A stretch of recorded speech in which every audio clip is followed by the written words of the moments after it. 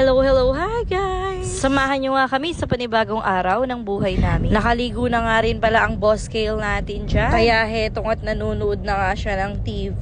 Tahimik pa nga siya dyan, pero kapag nagsawa yan, magmumuryot yan. Kapag nga talaga nagsawa na siya sa pinapanood niya, umiiyak na. Ayan nga't sabi ko nga sa kanya, ilipat namin sa Miss Rachel, kaya nanahimik siya. Abay, favorite nga kasi talaga niyang pinapanood si Miss Rachel. Tingnan nyo naman kung gaano nga siya kalikot. Kapag gusto nga talaga niya, gusto niya. Ang sarap talagang maging bata. Isang iyak lang, abay nabibigay na yung mga gusto mo. Hindi nga kagaya kapag matanda ka na, abay kahit na umiyak ka nang umiyak dyan at kahit dugo na ang iniiyak mo, hindi pa rin nabibigay yung gusto mo. Kaya mapapasana all ka na lang nga talaga. O ayan nga't naka Miss Rachel na, kaya nanonood na yung boss na yan. Kapag nagsawa na naman siya yan, ipapalipat na naman niya. Abay siya nga kasi talagang totoong may-ari ng TV namin. O tingnan nyo naman yung nanonood, napakalikot na. Kaya napakahirap na rin talagang matulog kasi may nagre-wrestling na sa amin. Kaya kapag gising talaga siya, napakahirap talagang magpahinga. Abay, ang pahinga ko na nga lang ay ang pagliligo. Kaya lang nga, ayaw talaga niya akong mawala sa paningin niya kapag nandyan ako. Dahil panay nga ang iyak niya. Kaya ang ending nga talaga kapag naligo ako, ligong bibila. At heto nga pala, nakabihis na nga rin pala ako. Hinihintay ko na nga si Papa Dep. Lunes Santo nga pala ngayon. Syempre, kahit Lunes Santo, may pasok pa rin. Ilang araw na nga lang talaga, ay bakasyon na. Kaya matagal na naman kaming magsasama ng boss kill. Napakainit nga rin talaga ng panahon ngayon. Nuko, nakaka-atake ang init. Kaya dapat manay good vibes lang tayo. Bawal ang stress at baka ma-high blood. At syempre, kanina pa nga pala ako nakarating dito sa school. Ayan nga't uwian na nga rin pala. Nakauwi na nga rin yung mga kasama ko, pero inihintay ko pa nga si Papa De. Ayan nga't pinatay ko na nga rin yung mga switch. Half day nga lang din pala kami ngayon dahil sabi ko nga sa inyo, napakainit nga talaga ng panahon. At nandito na nga rin pala si Papa De. Syempre, one call away lang yan. At syempre, abay magpapakita naman ako dito sa vlog. Syempre, walang kaayos-ayos yan. Dahil wala naman ngang pasok ang mga bata ngayon. Gumagawa nga lang kami ng mga forms at nagpa-practice na nga lang ang mga bata para sa graduation nila. At heto nga, busy nga ang Papa Dep. At syempre, magpapakita ulit ako sa camera. Nakakatamad na nga kasi talagang mag-ayos, lalo na't napakainit. Paano ka ba naman magme-makeup? Diyos ko po, tagita ako. At heto nga't nagbiyahe na nga rin pala kami. Naghahanap na nga ako ng salibadbad, pero wala pa nga kaming nadadaanan. Kasi alas 3 pa nga lang daw pala mag-i-start ang pagbabasa. Excited yarn! At nakauwi na nga rin pala kami. Syempre, pagdating dito sa bahay, nanay na naman tayo. Pero sa totoo lang talaga, napakahirap din talagang pagsabayin ng pagiging working mom. Kung pwede lang talaga na maging full-time mom na lang. Pero syempre, alam nyo naman ang nanay, gagawin ng lahat para sa kanyang anak. Kaya hindi nga talaga ganun kadali ang maging nanay. Yung kaya mong kalimutan ang sarili mo para lang sa pamilya. Pero napakasarap din naman talagang magkaroon ng anak. Dahil yung tipong kahit nahihirapan ka na, napapagod ka na at sumusuko, abay isang ngiti nga lang talaga ng anak natin ay napapawi na lahat. Yung para bang na-recharge ka ulit. Kaya minsan talaga napapaisip ako na kaya binigay sa amin si Kale para may inspirasyon kami sa araw-araw. Dahil hindi nga ganun kadali ang hamon ng buhay. Pero syempre, go lang ng go. Kaya sa lahat ng working mom dyan, abay saludong saludo po ako sa inyo. O sige na, hanggang dito na lang. Bye-bye!